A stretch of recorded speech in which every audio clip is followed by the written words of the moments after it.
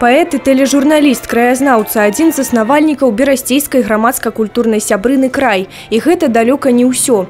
Вялікая зацікаўленасць, а таксама жаданне пазнаёміцца бліжэй з таленавітым чалавекам выклікала ідэю запрасіць на сустрэчу менавіта яго, Міколу Пракаповіча. Трэба ведаць сваіх таленавітых людзей свайго месца, свайго горада, сваёй краіны. Сустрэча праходзіла ў форме дыялогу. Мікалай Мікалаевіч з задавальненнем адказаў на ўсе пытанні. Успомніў і сваю маладосць, і дзяцінства, і свой любы родны край. Дзяцінства засталося рэчкай. Я нарадзіўся ў вёсцы Пугачова, цяпер это ўжо горад. А тады была вёсачка, даволі ціхая вёсачка. Гэта былі грыбы. І, напэўна, на гэтых адносінах ці сужыцці з прыродай у прыродзе магчыма, нешта прачнулася і ў маёй душы.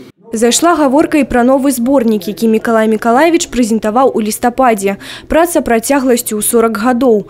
Прытулак памяці – гэта ўспаміны самого пісьменніка. Тут сабрана тое, над чым паэт працаваў шмат гадоў, тое, што ён перажыў, а таксама гісторыі людзей, з якімі сустракаўся і пра якіх даводзілася расказваць ва ўсевядомай тэлеперадачы «Край».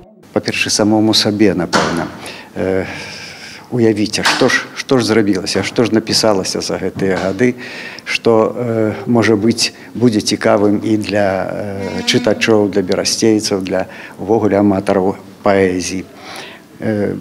Змест самы розны тут, і пра гэта гаворыць і назвы асобных раздзелаў зборніка. Ну, а галоўнае аб'ядноўвае все раздзелы, гэта назва кнігі «Прытулак памяці». Падчас імпрэзы прагучалі асабістыя творы паэта, а таксама песні на яго вершы. Прагучала песня на словы Міколы Пракаповіча, якая называецца «Палішукі», і музыку да якой напісалі Уладзімір Літвінчук і Віктар Дземянюк у выкананні цыбальнага аркестру і народнага хору музычнага каледжа.